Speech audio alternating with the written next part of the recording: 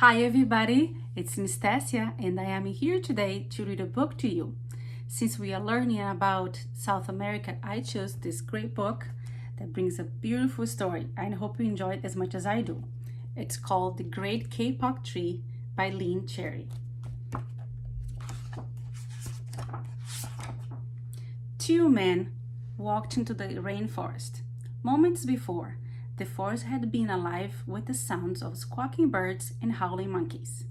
Now, all was quiet as the creatures watched the two men and wondered why they had come. The larger man stopped and pointed to the great kapok tree. Then he laughed. The smaller man took the axe he carried and struck the trunk of the tree. Whack, whack, whack. The sounds of the blows rang through the forest. The wood of the tree was very hard. Chop, chop, chop.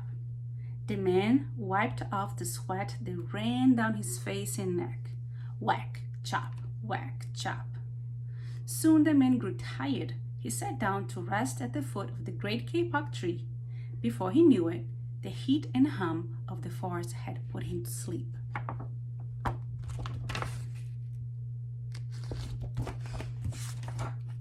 A boa constrictor lived in the kapok tree. He slithered down its trunk to where the man was sleeping. He looked at the gash the axe had made in the tree. Then the huge snake slid very close to the man and hissed in his ear, "Senor, this tree is a tree of miracles. It is my home, where generations of ancestors have lived. Do not chop it down." A bee buzzed in the sleeping man's ear. "Senor, my hive is in this kapok tree, and I fly from tree to tree and flower to flower, collecting pollen. In this way, I pollinate the trees and flowers throughout the rainforest. You see, all living things depend on one another." A troop of monkeys scampered down from the canopy of the kapok tree. They talked to the sleeping man. "Senor, we have seen the ways of men. You chop down one tree, then come back for another and another. The roots of these great trees will wither and die, and there will be nothing left to hold the earth in place.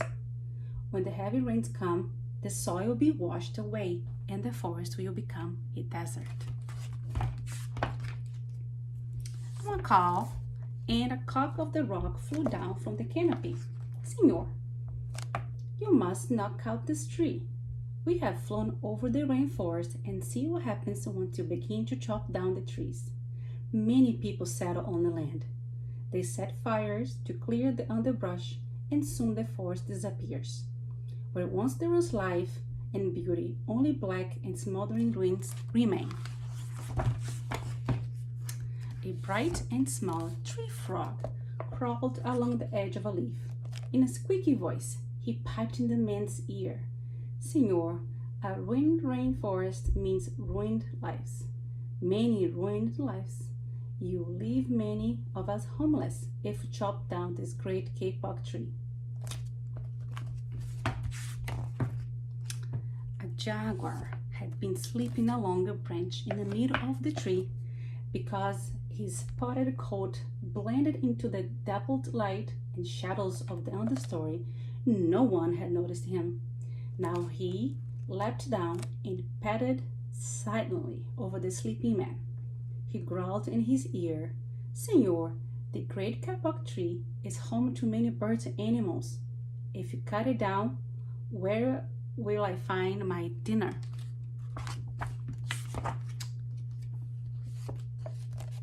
Three porcupines swung down from branch to branch, and whispered to the man, "Senor, do you know what animals and humans need in order to live? Oxygen.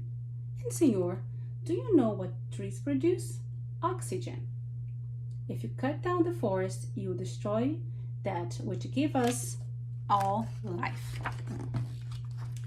Several ant-eaters climbed down the kapok tree with the young clinging to their backs.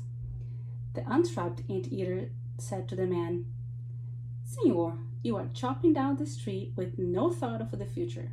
And surely you know that what happens tomorrow depends upon what you do today. The big man tells you to chop down a beautiful tree.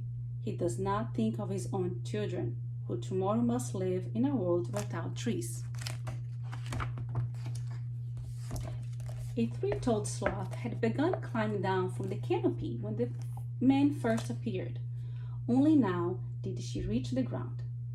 Plodding ever so slowly over to the sleeping man, she spoke in her deep and lazy voice. "Senor, how much is beauty worth? Can you live without it? If you destroy the beauty of the rainforest, on what would you feast your eyes?" A child from the Yanomamo tribe who lived in the rainforest knelt over the sleeping man. He whispered in his ear, "Senor, when you awake, please look upon us all with new eyes."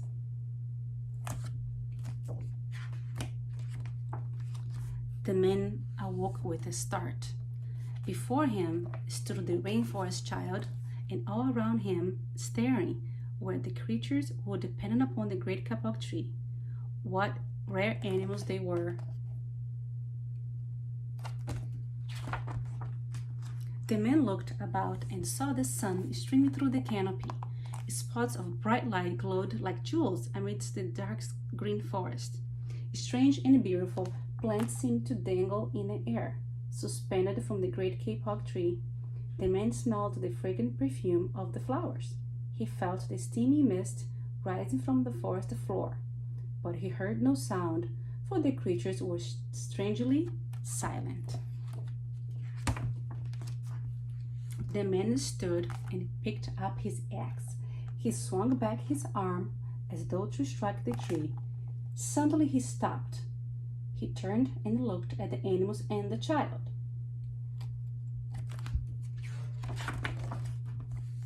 He hesitated, then he dropped the axe and walked out of the rainforest. I hope you enjoyed the story, and I miss you all. I hope to see you soon. Have a good day.